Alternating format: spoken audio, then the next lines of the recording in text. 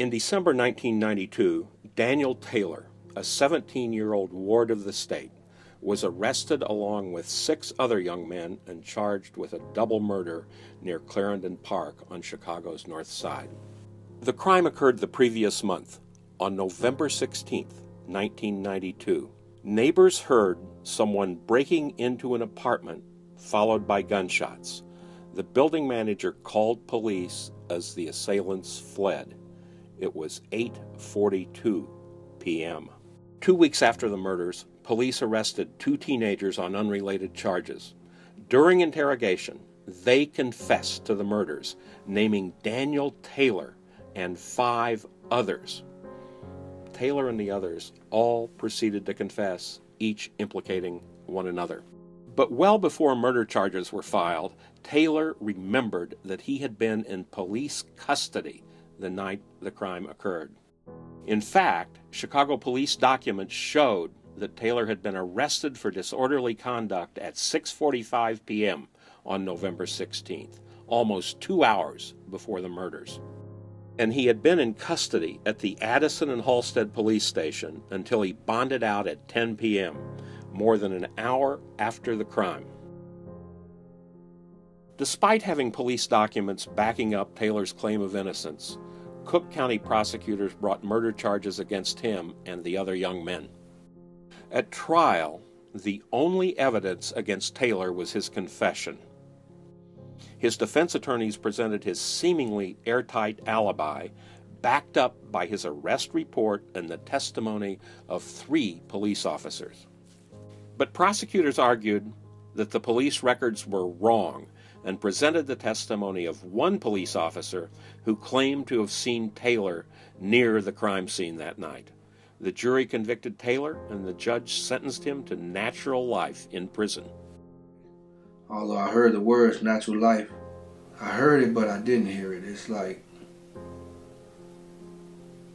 I knew that was a lot of time. That was till death that they wanted me to be in prison. They wanted me to wake up to some bars and die looking at bars. And it didn't hit me right away. It didn't hit me till maybe a few days later, because I was just numb, just like a walking corpse, basically. In 2001, Chicago Tribune reporters Maurice Posley and Steve Mills interviewed Taylor and began investigating his case. They found new evidence backing up his story, including an interview with a man who had been in jail with him at the time of the murders. Relying on the new evidence, Taylor filed a petition for post-conviction relief, but it was denied. A short time later, Karen Daniel of the Center on Wrongful Convictions began representing Taylor. Well, the turning point in prison that gave me hope was the day that I got a letter from Northwestern telling me that they had read over my files, and they said that they believed that I was innocent and that they wanted to help.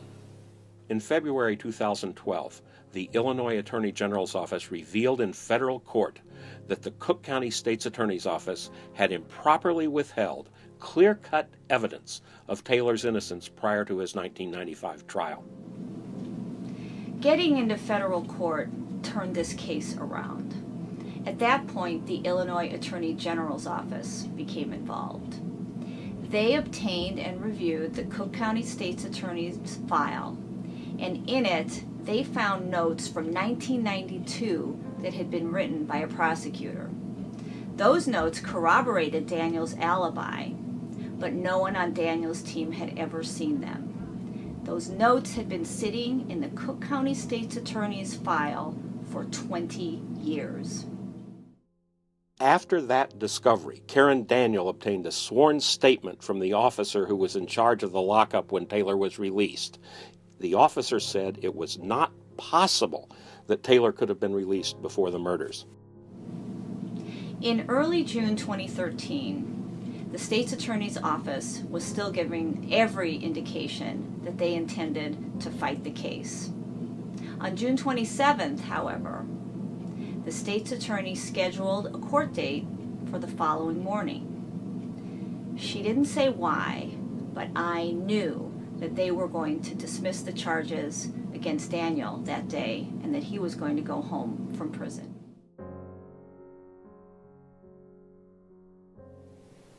Here I sit before you today, a free man, exonerated, cleared of all charges, and received my certificate of innocence.